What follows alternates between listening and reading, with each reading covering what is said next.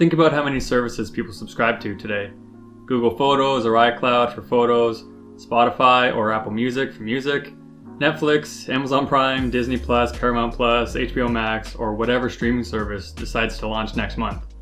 And for a long time, that worked pretty well. But then the prices started going up, the content started disappearing, features got locked behind higher tiers, and at the end of the day, you don't actually own any of this. You're renting access to music, you're renting access to movies and TV shows, and you're renting space on some big tech company's hard drive to store your files and your photos. Now, if you're happy with that, I completely get it, and that's fine. A lot of people are happy just paying for convenience and letting someone else worry about maintaining the infrastructure and all these services. But if you're like me, and a growing number of people, you want just a little bit more control than that. So today, I'm going to show you how I replaced many of those services with ones that I host myself, and how I slowly built a setup that lets me own and control all of my data.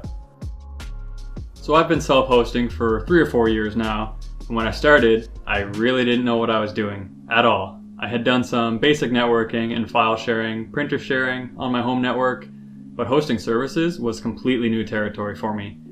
But the good news is that self-hosting has become much easier over the last few years, and there are now tools and operating systems that make the process approachable, even for beginners like me. And honestly, if you are interested enough to be watching this video about self-hosting, then there's probably a pretty good chance that you can do this too. So what do you actually need? A computer. That's it. That's really the biggest requirement, is a spare computer. The name server sounds intimidating, but all it is just a computer that serves files and services to other devices. When I first started, my server was an old laptop with a 500 gig hard drive.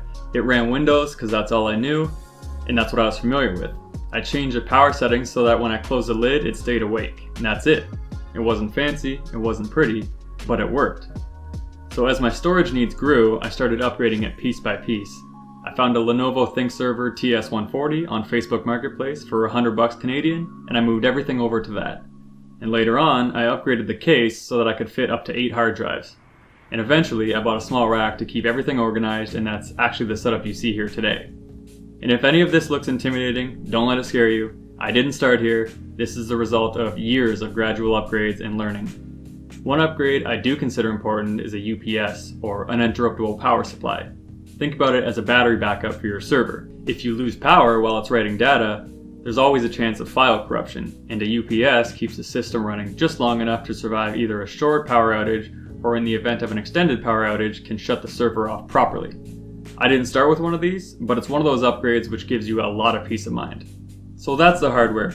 The next step is choosing an operating system, and there are quite a few options available today. We have things like TrueNAS, OpenMediaVault, HexOS, Unraid, and several others. And I encourage you to do your own research because everyone's needs for something like this are just a little bit different. Personally, I settled on Unraid. What I liked about Unraid is that it felt very beginner-friendly while also being powerful enough to grow with me. I also like the flexibility of being able to mix different hard drive sizes in the same array instead of just needing a bunch of matching drives. Once your operating system is installed, that's where the real fun begins, and that's where Docker containers come into the equation. And if you've never heard of Docker before, the simplest way to think about it is Docker containers are basically apps on your server. Each app runs in its own isolated environment, which makes them very easy to install, update, and manage. And most modern self-hosting setups rely heavily on Docker because it makes running services incredibly simple compared to how it was in the old days. So these Docker containers are what allowed me to replace many of the services that I was paying for previously. When you first install one of these services, you usually access it through a web interface or a web UI. That means you open your browser, you type in your server's IP and then a colon and then the port of the container afterwards. For example, one app might run on port 2283, another on 8080, and so on. In the beginning, this is probably the easiest way for you to access everything. You just type in your server's IP address, and then the port number, and you're straight into the web UI of the service. But as you add multiple services, remembering all these different ports could get a little bit messy pretty quickly, and that's usually when people start moving on to things like domain names and reverse proxies, but I will get into that later on. So for now, let's start with photos. for me, replacing Google Photos was one of the biggest reasons I got into self-hosting in the first place. The application I use is called Image, and if you've ever used Google Photos, it's going to look pretty familiar to you. Image automatically backs up photos from my phone to my server, organizes them into a timeline, creates memories, supports photo sharing, and even has AI facial recognition. And the really cool thing is all of the processing for that happens on my own hardware in my basement. My photos aren't being uploaded to some massive data center somewhere, they're sitting on hard drives that I own. Just like Google Photos, Image has apps for both Android and iPhone, so once it's set up, it mostly just works in the background. Every photo I take automatically gets backed up to my server. You can also create accounts for family members, so multiple people can back up their photos to your server while keeping everything separated from each other. I've been using Image for several years now, and it's probably one of the applications I recommend most often to people getting into self-hosting. It's not perfect, it's still under active development, but it's become incredibly mature and I trust it with my entire photo library of 15,000 photos. And considering I have photos dating back to 2007, that's saying something. Now before moving on, I do want to touch on something that might come up quite a bit, and that is, isn't this just a lot more work than just paying Google? And the answer to that is yes, at least initially. You do have to set things up at first, you do have to learn a few things, and you do become responsible for all of your own backups, maintenance, and data, but for me and many others, that trade-off is well worth it. You know, if Google changes their price tomorrow, it won't bother me. If a company shuts down a service, it won't bother me. And if somebody decides to remove a feature that I like and use, I don't care, because everything is running on hardware that I own and I control, and that ownership is really what self-hosting is all about for me. So the next service I replaced was Google Drive, and to replace that I use Nextcloud. Think of Nextcloud as your own personal cloud storage platform. It lets you store files on your server and access them from your desktop, your laptop, your phone, your tablet, or any computer in the world really, but it goes quite a bit beyond simple file storage. You can also host calendars, contacts, notes, maps, and several other applications through Nextcloud. One thing that I really like is that it stays synchronized across devices. So if I edit a text file on my phone, it's available on my desktop instantly. If I add a calendar event on my desktop, I can see it on my laptop. And you can also share files and calendar invites with other users, create public download links, and generally do most of the things that you can use Google Drive for. But again, major difference is that you own it. They're sitting on my server or your server instead of somebody else's. So the last major service I want to talk about here is Plex, and you've probably heard of Plex before, but if you haven't, Plex is essentially your own personal streaming service that you create. You store movies, TV shows, and music on your server, and Plex organizes everything into a clean interface that you can access from just about any device.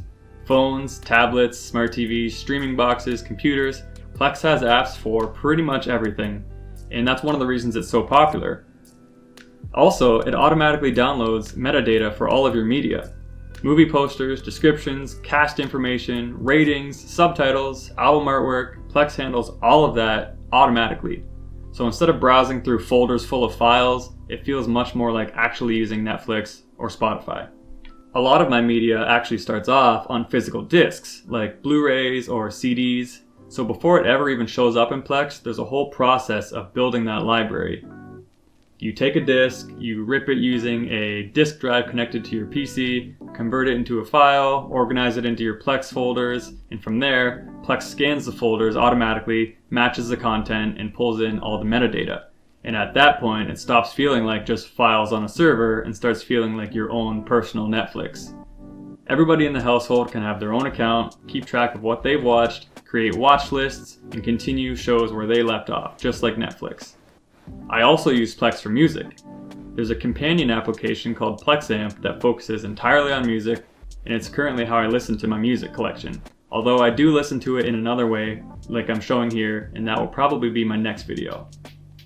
Some of Plex's best features do require a Plex Pass subscription, like hardware transcoding and intro skipping.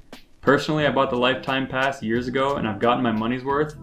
That being said, it's become much more expensive and is about to become even more expensive, and because of that, a lot of people are starting to look at alternatives like Jellyfin. At the moment, I'm still using Plex, but Jellyfin is something I'll be experimenting with in the future. One quick thing before we move on is backups. Just because I host everything myself doesn't mean I only keep one copy of it. I use a tool called Copia or Copia to create encrypted backups of my important files, and it automatically sends them to my friend's server in another location overnight, and he does the same. That way, if my server ever dies or my basement floods, I still have another copy of all the important things. I also monthly do a manual backup to an external SSD, and I keep it in my desk at work.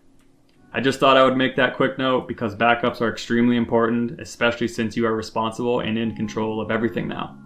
Now at this point, you might be wondering something. Everything I've shown you so far works great when you're at home. But what happens when you're not at home? How do you access these services from work, from a friend's house, or while traveling?